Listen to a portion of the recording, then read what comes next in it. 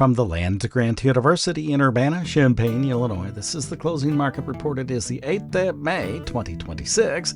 I'm Extension's Todd Gleason. Coming up, we'll talk about the commodity markets with Mike Zuzolo of globalcomresearch.com out of Atchison, Kansas. Mike joined us for our Commodity Week discussion as well, along with Garrett Toy of agtradertalk.com. If you can stay with us for the whole hour on our home station, you'll hear all of that program. If not, it will air on many of these radio stations over the weekend, and it's up online right now at willag.org. Today, we'll also talk about power, politics, and pushback, how residents have been sounding off on data centers. It's the third in a series of reports you've heard this week on the Closing Market Report, and then we'll turn our attention to the weather forecast with Eric Snodgrass from Nutrien Ag Solutions and Agrival.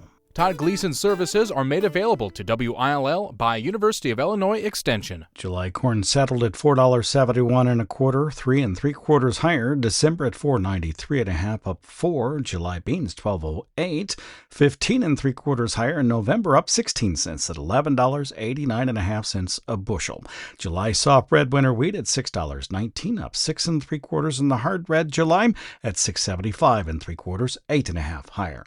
Mike Zuzolo, globalcomresearch.com out of Atchison, Kansas, now joins us. Hi, Mike. Thanks much for being with us and for doing Commodity Week yesterday. Really good program. People need to stick around and listen to that. I do have some questions for the day because soybeans are up fairly sharply for the day. I want to know about what's behind that move, and then there's some follow-ups. Yeah, two big things. I think the one was the return of the energy markets and the dashed expectations heading into the weekend that Iran and the United States was going to get anything done concretely before Friday's close, in terms of elongating and continuing on with their peace process, and that in turn soothing the higher likelihood of the Trump-Xi meeting next Thursday and Friday in China. The trade did not get what they wanted with the energies, gave bean oil the ability to go higher, I think, Todd, but also, just as importantly, the trade is baking into prices this summit not only happening, but from both traders in Chicago, news sources in Asia, a lot of talk about China giving what one news service called trophies to the United States, aircraft orders and soybean orders. And so I do think there is an element of soybean premium being pushed in on Friday's trade from those two areas especially. Okay, so the thing I want to talk a little bit about with soybeans, and I'm not sure it's quite there, is that aviation fuel is in short supply across the United States. Refiners here have really pushed trying to get aviation fuel, more of it through the refineries. Kerosene normally is what we think of aviation fuel. It can be made from soybean oil. It can also be made aviation fuel from corn oil or ethanol, I mean. Yeah. And so they're two different products in two different ways. And I'm wondering whether the renewable volume obligations for renewable diesel and the push that the refineries, the oil industry has had to meet aviation fuel needs here in the United States and in Europe, both because it's being exported, will push soybeans oil, and that's part of the reason, and probably not today, but could be part of the reason that oil or soybeans could take off even through this process. I'm just trying to understand what the market looks like. Yeah, this is a tough one, and in the limited time we have, I'll say I think you're definitely on the right track from the analysis I've done. The two biggest things to watch right now is, given that we are still hitting $3 a bushel and hitting what I see as records in crush in terms of profitability, I think you're definitely on the right track in the short term, that is going to continue to help soybeans more than corn.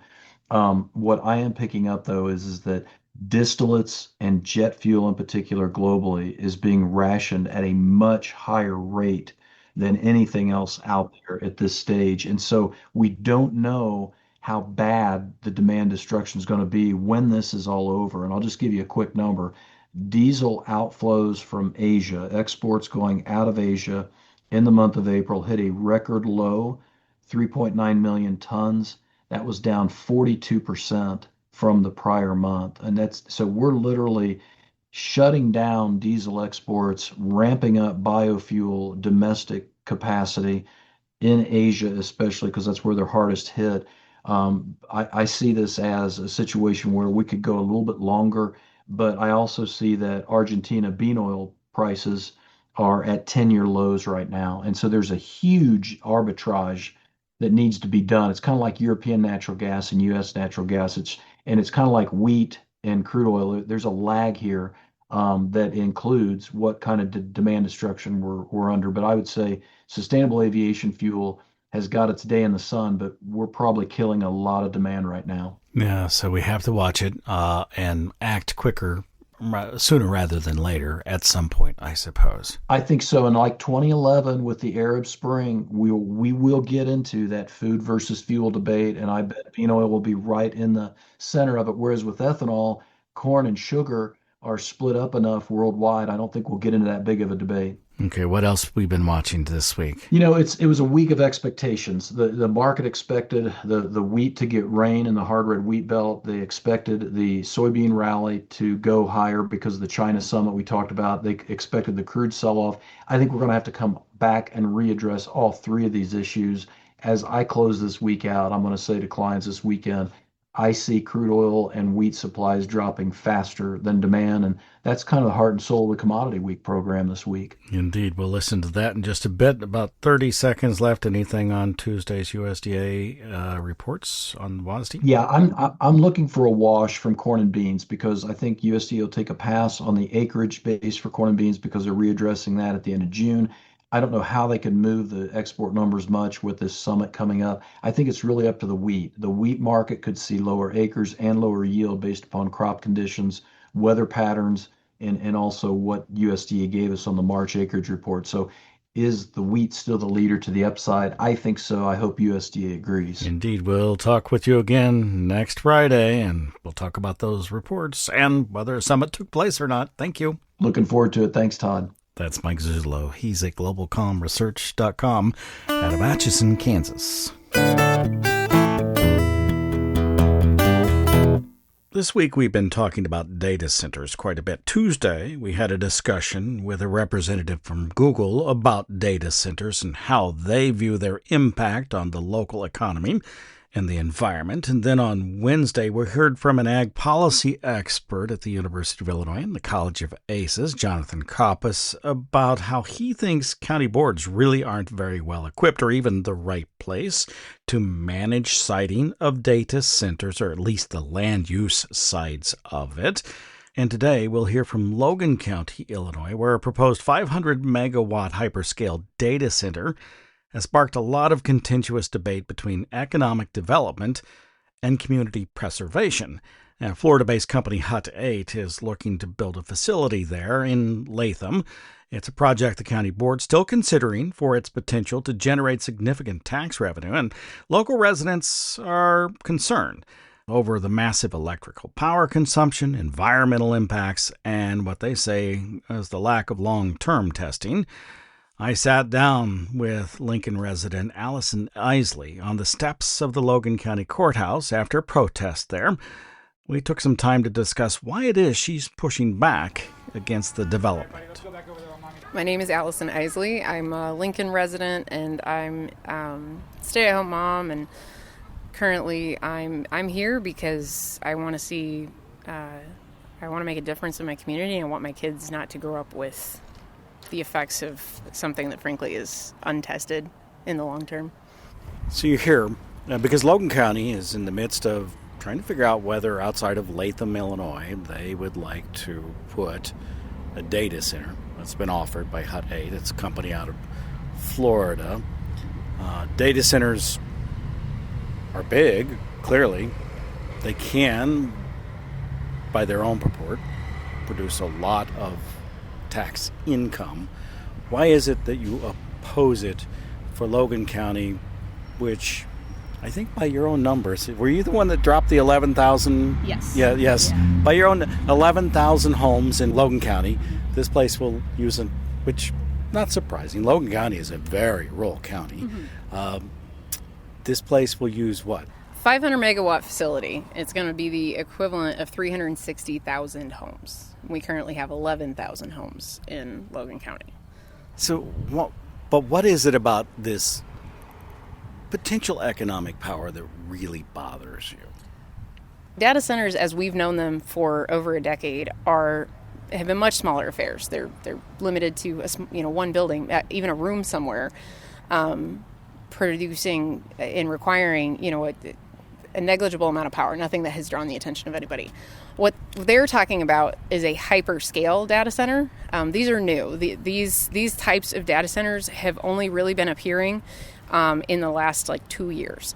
So we're talking about a extremely large project that requires a absolutely just kind of mind-boggling amount of power, with no full guarantee that it's even going to actually be able to withstand the test of time, provide that money. The communities, as I talked about with the groups, communities that get these data centers are seeing power increases, according to the University of Michigan, of between 20 to 40%. I came here because what I could get for my cost of living here is amazing. I have a wonderful life for my family that I can afford much more here than I could in, say, the city. And so to see something want to come in and take that away from us is just incredibly disappointing. If the crux of the matter is, I moved to Logan County because I like the slower pace of life, lower cost of living. However, the county board is elected to manage the finances of the county. Those two are at an interesting odds to one another because they're doing kind of what they were elected to do, maybe, depending on what the population, but when they're elected, generally speaking, this is what they were elected to do, find a way to grow Logan County. Yes, and that is a fair point, and I know one of the arguments I've read was that they're going to build it somewhere, your power is going to go up anyway, it might as well be here, and I understand that. But I also see, a piece of Logan County. The people the people of Latham are, I feel like it's a shame because they're the most affected. It's right outside of town for them, and it's going to be both an eyesore and, I didn't even get into in my speech the noise complaints that come out of these things. The generators they're running are the size of semi trucks, and there's upwards of, some of them have as many as 20.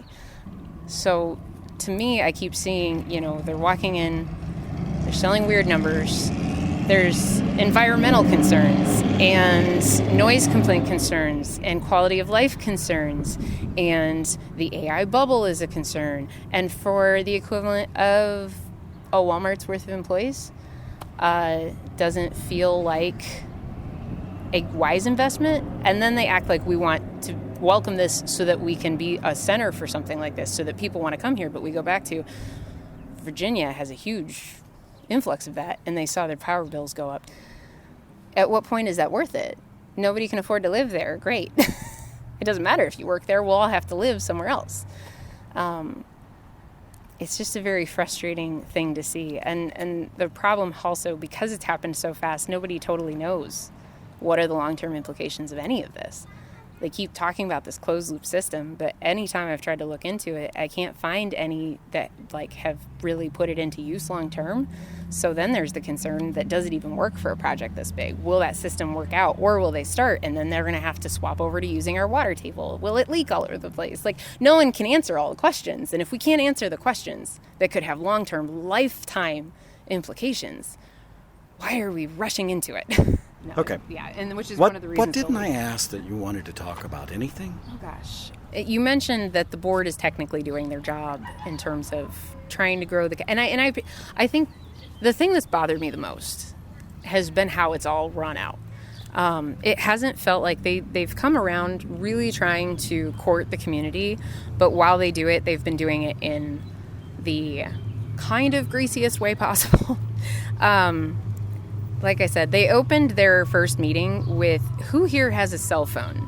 And I was like, it's 2026. And I know we're all small town folks, but we all got a cell phone, right? They kind of opened right off the bat with the attitude that we're all just kind of a bunch of dumb hicks that weren't going to know any better and weren't going to put up a fight and we weren't going to do our research, which really bothered me. There's a lot of wonderful, smart folks here who deserve to be listened to and deserve the time put in. But anyone who tries to like present information usually gets talked down to and they've made a lot of like, well, you're just a Democrat and you don't agree with me because I'm a Republican. And as we saw tonight, it's not. I go to these meetings and there's a fellow with a MAGA hat in one corner and a liberal-minded folk in the other corner, and I'm kind of just standing in the middle, and I just want to see my county taken care of. I want my children to grow up here with.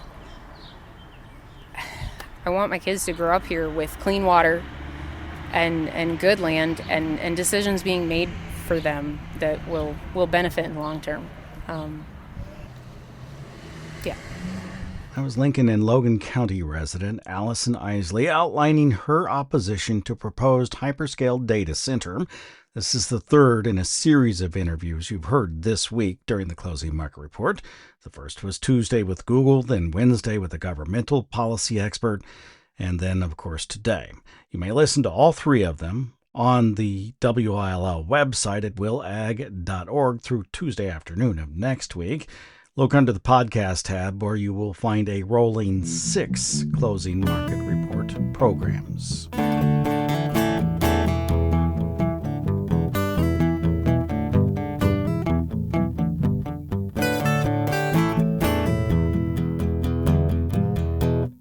Let's turn our attention to the weather forecast for the growing regions across the planet. Eric Snodgrass is now here.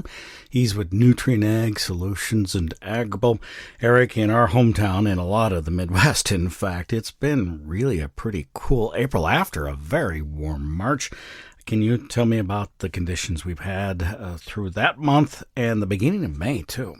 We've certainly started off the month of May quite cool, and there's been numerous frost events across crops that have already been planted. I'm thinking about Nebraska, parts of sections of Missouri, although Missouri's been very wet, but also parts of Iowa, Illinois, Indiana, and then states north of that. We've seen multiple shots of colder air come through, and it's been a bit problematic to start this new month. After pounding on with everything with heat for so long in March and April, we've now backed off. So I have good news, and that is we just need to get past this weekend and through early next week, and I think we're going to start to see a nice resurgence of warmth coming back in from the west. And it could be such that we, finish the end of May on a very warm note. So we'll kind of split the month, cool to start and then warm to finish. But that's good. I mean, to put heat on this young crop is exactly what we want to see here. But yes, it's been quite chilly, and these frost events, I'm sure, have caused some problems throughout parts of the western and northern Corn Belt. And again, we're going to dry out through that period so farmers can finish putting the crop in?